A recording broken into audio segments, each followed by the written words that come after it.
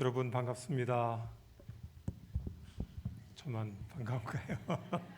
여러분 제가 정확히 날짜는 기억 못합니다만 사무총장 재임 중에 한번 초청을 받고 이 자리에서 말씀을 전한 적이 있습니다. 한 4년, 3, 4년 된 것 같은데 그 사이에 또 이름표가 바뀌었습니다. 사람은 여전히 그 사람인데 다시금 여러분 앞에 서서 새로운 은혜를 전하고자 섰습니다.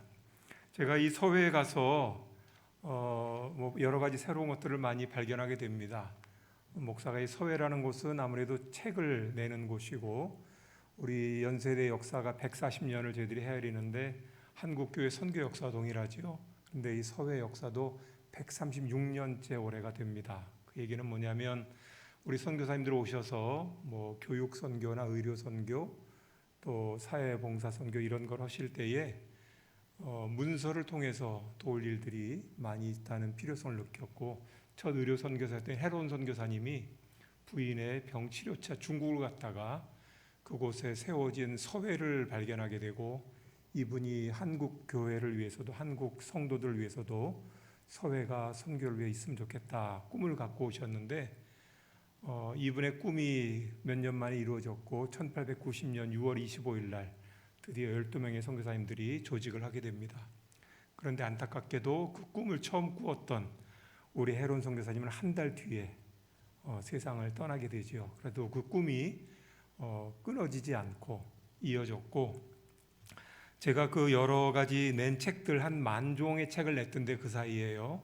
보면 우리 세브란스에서 사용했던 생리학 교재 이런 것도 서회가 그때는 전문 의학 도서 출판사가 전혀 없었으니까 그런 것도 냈고 문학지도 내고 사전도 내고 물론 찬송가도 출간했던 곳이 바로 서회라는 곳입니다. 그저 서회는 뭐 하는 곳인가 이렇게 생각하지 마시고 뿌리를 비슷하게 나눠 가지고 있구나 그런 기관에서 하나님 일을 하고 있다 이렇게 생각해 주시면 감사하겠습니다. 오늘 말씀 제가 마주하는 신앙이라는 제목으로 제목을 정해 보았는데요. 오늘 보면 짧은 이 고넬료라는 군인 백부장 100명의 부하를 거느린 장군이죠. 이 사람이 베드로를 만나서 했던 고백입니다.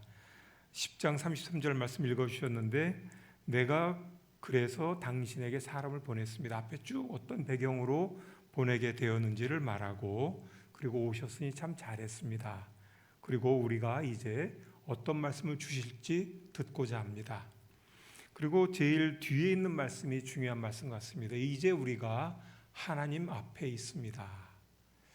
이 분명히 고넬료 앞에는 지금 실제 하는 인물 베드로가 서 있는데 그 베드로를 보면서도 고넬료는 우리 모두는 하나님 앞에 있습니다. 우리가 라틴어로 코람데오라는 말을 종종 사용합니다. 하나님 앞에서 하나님의 존전에서 하나님의 얼굴 앞에서 우리가 그런 표현인데요.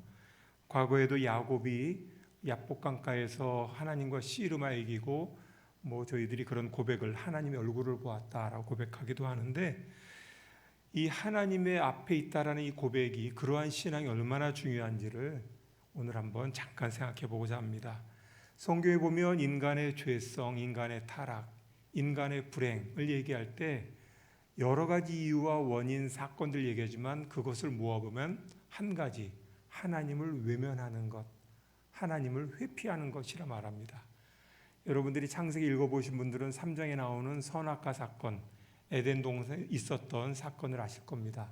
선악과를 따먹게 된 것까지도 문제인데 선악과를 따먹고 벗은 걸 알게 되고 부끄러워 가리고 하나님께서 동산을 산책하실 때 그만 그 낯을 피하여 숨게 됩니다. 하나님이 부르시는데도 찾아 불러서 심판의 자리에 설 때까지도 끝내 외면을 하게 됩니다.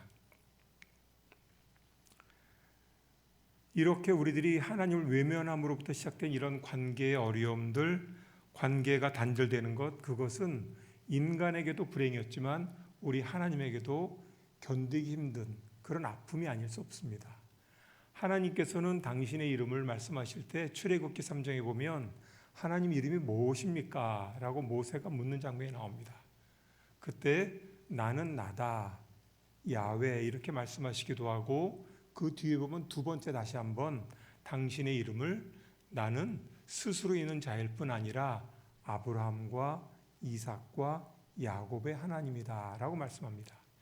이것을 구약을 연구하는 우리 선생님들 말씀에 따르면 앞에 나온 것은 절대자로서의 어떤 초월적인 관계를 말씀하신다면 두 번째 아브라함, 이삭, 야곱의 하나님이라고 말씀하신 것은 그 사람들만의 하나님이 아니라 나는 실제 했던 사람들, 내가 관계했던 사람들, 그 관계 속에 존재하는 하나님이라는 뜻으로 설명하는 말씀을 들었습니다.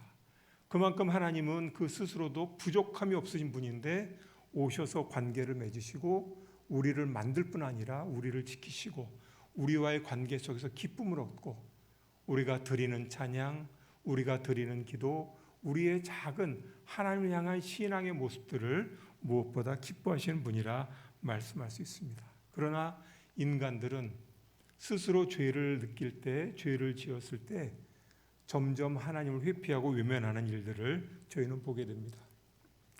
오늘 소개해주신 제 이력 가운데 영국 선교 동역자라는 이력이 있는데요. 영국 교회에 초청을 받은 다문화 목회자였습니다. 우리나라에도 다문화 사역자들이 있죠. 주로 서구 지역보다는 동남아시아 이런 데서 오신 분들을 저희가 다문화 사역자들을 많이 초청을 하는데요. 제가 가서 이제 유학생들이 있는 지역 가서 목회를 했습니다. 그런데 제가 한국에서 목회를 하다 간 목사가 아니기 때문에 그저 듣던 대로 생각한 대로 이렇게 하는 것이 목회려니 하고 정말 열심히 목회를 했습니다. 그래서 새로 오면 맞아주기도 하고 집이 필요하면 집을 구해주기도 하고 차도 구해주기도 하고 삶에 도움이 되기 위해서 주일날 예배를 인도하는 이상으로 애를 썼습니다. 그런데 거기 오신 분들은 대부분 한국에서 그래도 선발되어서 한국에서 좋은 기회를 얻어서 연수로 오신 공무원이나 전문직 분들이 많으셨습니다. 그런데 한국에서는 신앙생활을 하지 않다가 부인이나 남편 손에 이끌려 나오는 가족들도 더러 있었습니다. 제가 가서 그렇게 만난 여러 가정 가운데 한 가정이 제가 간 지 얼마 되지 않아 이제 돌아갈 때가 되었습니다. 그런데 제가 가자마자 이 가정에 큰 수술하는 일이 있었고 저는 처음 병원 신방도 가게 됐습니다. 그런데 이분들이 떠나게 되어서 저는 아쉽기도 하고 또 마지막 그래도 기도를 해서 기도라도 제가 마지막 해드리고 환송을 해야되겠다 하는 마음으로 전화를 드렸습니다. 그런데 평소와의 목소리가 좀 다릅니다. 그리고는 만날 수가 없다는 겁니다. 동네가 먼 것도 아닌데도 그래서 아니 제가 바쁘시겠지만 그래 잠시 만나서 가시기 전에 좀 기도라도 함께 하시고 환송하면 좋겠습니다. 근데 이분이 이런저런 말도 아무리 핑계를 대도 제가 절대로 포기할 태도가 아닌 것 같았는지 마지막에 이렇게까지 얘기를 했습니다. 제가 도저히 시간이 없는데 지금 쓰레기를 버리러 가야 합니다. 사실 그 영국 살던 사람들은 이삿짐을 다 정리하고 쓰레기를 정리하지 않고 뭔가 청소 상태가 온전치 못하면 보증금에서 이렇게 제하는 그런 제도가 엄격하게 그건 중요한 일이긴 합니다. 물론 그래서 그 이후에 제가 이렇게 가서 마지막 신방을 하면 꼭 쓰레기를 제 차에 가득 싣고 버리는 일이 왕왕 많았습니다. 결국 그래서 그분을 만나지 못했습니다. 근데 제가 만나지 못한 게 서운한 것보다 나중에 그 일이 제 마음에 상처가 되었는지 그분 생각이 날 때마다 어느 날 제 스스로에 대해서 이런 별명을 제가 부여하게 됐습니다.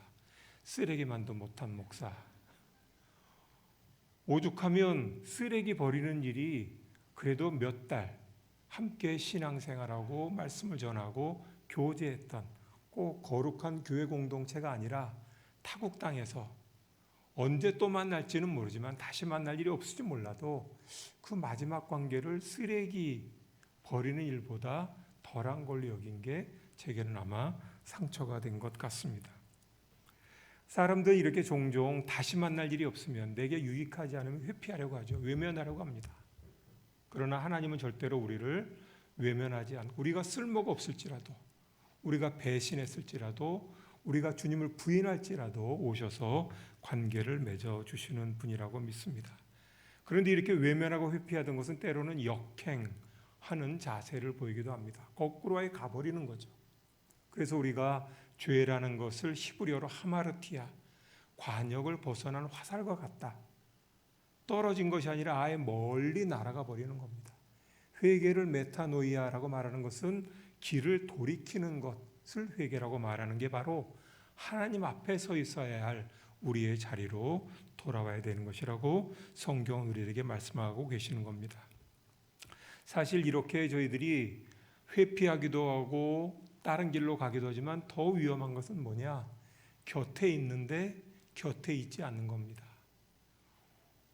제가 가끔 청년들과 거기서 예배 드릴 때 보면 분명히 앉아 있는데 보면 그 눈빛이 뭔가 그 영혼은 다른 데 가 있는 청년들을 제가 이 유학생들의 마음속에는 얼른 끝나고 우리끼리 모여서 뭔가를 하고 싶어하는 청년들이 많았던 겁니다. 그러나 우리가 사람과의 관계가 아니라 하나님 앞에서도 하나님 앞에서 내가 정면으로 대면하고 그분의 뜻을 듣고 오늘 고넬료처럼 베드로 당신의 이해를 듣지만 오늘 나는 하나님 앞에 있는 자임을 고백합니다. 이런 태도가 아니라 자기를 가리고 자기를 숨기고 있는 척하는 것. 그래서 아마 병원에 오는 우리 환자들 가운데 가장 위험한 환자가 누구겠습니까? 병원에 오면서 예쁘게 화장하고 오는 분들 아니겠어요? 병색이 아예 없는 것처럼.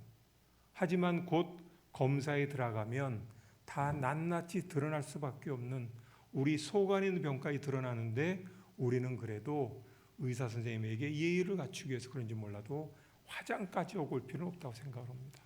하나님은 어떻습니까? 하나님께서는 오늘 이 말씀 뒤 34절에 나옵니다만 외모를 취하는 분이 아니라 했습니다. 제가 하나님과 대면하는 신앙 이 생각하면서 우리 한국 교회 한국 사회에는 참 상처가 많아 그런지 꾸미는데 매우 특화가 되어 있는 점이 있다 그런 생각을 했습니다. 기독교 역사가 짧다 보니까 기독교의 급성장 참 놀라운 은혜입니다만 우리는 외국의 교회 대표들을 만나면 짐짓 우리 교회가 얼마나 빨리 성장했는지 우리 선교사님들이 얼마나 많은 나라에 나가 있는지를 얘기하고 싶어 합니다. 하다못해 한강에 다리를 지어도 꼭 무슨 대자를 꼭 붙여야만 합니다. 그냥 한강 다리 가운데 대자 빠진 거는 광진교 하나밖에 없다고 들었습니다. 교회도 그렇습니다. 어떤 분이 조사해 보니까 한국에 있는 교단들이 보고한 통계를 따지면 인구가 훨씬 넘어간다고 하지요. 그러나 실상은 어떻습니까? 이 선교단체에 조사한 바에 따르면 선교사님들이 지금 나가 있는 곳은 171개 국가인데 한국의 이단들이 나가 있는 곳은 173개국이 된다고 합니다. 내가 그 보고를 받은 이후에 그 통계를 본 이후에 한국의 그리스도인들이 책임져야 할 일들이 참 많구나. 복음을 전하는 것 이상으로 이러한 생각을 한 적이 있습니다. 제가 영국에 있는 동안에 우리 어머니를 통해서 정말 대면한다는 것, 외면하지 않고 직면한다는 것이 얼마나 중요한지를 경험하고 은혜를 받은 적이 있습니다. 한 번은 제가 연수의 기회를 얻어서 외부의 장학금으로 회사 허락을 받고 에딘버러에 가서 유학을 하게 되었습니다. 그런데 그때 제가 막 10년 근속 상패를 받은 직후였습니다. 그리고는 회사에서 곧바로 우리 가족들에게 면직 결정을 내려주었습니다. 물론 이제 뭔가 제가 잘못한 것이 빌미가 되었습니다만 논란의 여지가 있었음에도 불구하고 그런 소식을 외국에서 받았을 때 굉장히 저도 낙심을 했습니다. 가족들은 말할 것도 없고. 그래서 어머니께 전화를 드렸습니다. 어머니, 저 회사를 그만두랍니다. 근데 어머니가 이런저런 자초지종을 듣지도 않으시고 그러냐? 그거 잘 됐다. 그러면 너 외국 나간 김에 내가 마침 적금이 이제 벌써 한 20몇 년 전 일이라 다 끝나가니 내가 보내줄 테니 물론 그걸 다 받아봐야 1년 학비도 안 되는 돈이었습니다만 그러지 남아서 박사 공부하고 들어와라. 이런 말씀하셨습니다. 깜짝 놀랐습니다. 어쩌다가 회사에서 잘리게 됐냐? 회사가 왜 그러냐? 너는 왜 그러? 이게 아니고 잘 됐다. 그럼 이렇게 해보자. 저희 가정을 아시는 분들은 우리 가정의 목사 형제 네 사형제가 다 목사이고 또 뭐 목회자 집안이라고 많이 칭찬들 해주십니다. 그런데 저는 그 사실보다 더 감사한 일이 그보다 더 어떻게 보면 고마운 일이 남들이 잘 모르는 우리 가족의 아픔이라고 생각합니다. 저희가 7 식구인데요. 부모님과 5남매. 한국의 기본 통계가 앞으로는 3명 가운데 1명이 암의 환자가 될 거다 하는 소식을 오래전 들었습니다만, 우리 가족은 7명 가운데 이제 드디어 비로소 4명이 모두 암 환자가 됐습니다. 아버지와 누나는 먼저 세상을 떠났고, 이제 2년 전에 우리 어머니까지 암 환자로 등록을 하셨습니다. 90이 되셔서. 그런데 그때 그 이후에 어머니의 달라진 모습은 암과 싸우는 모습이 아니라, 이제 내가 90다 넘어서 암 아니라 뭐가 걸리면 어떻겠나 하고는 오히려 주변을 하나하나 정리해 가시는 모습을 보았습니다.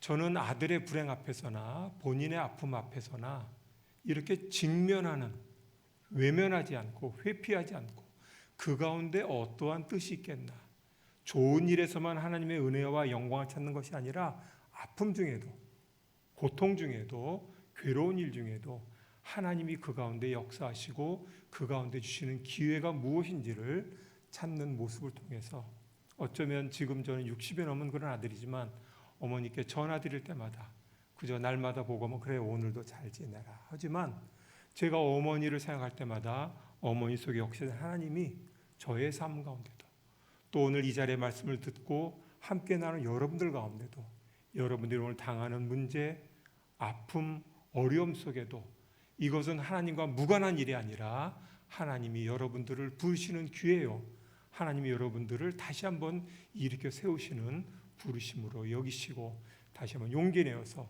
희망의 봄날, 또 새로운 한 해를 저희들이 잘 감당하시기를 간절히 원합니다. 기도하겠습니다. 사랑과 은혜 아버지 하나님, 감사합니다. 저희들이 인생 살아가며 회피하고 싶은 순간, 외면하고 싶은 관계가 많이 있지만 하나님은 어디에나 계신 분이며 우리의 외모뿐 아니라 중심까지 살피시는 분이기에 우리가 하나님의 존전 앞에 있는 존재임을 고백하며 오늘도 승리하며 살아가게 하옵소서. 감사하며 예수님 이름으로 기도드리옵나이다. 아멘.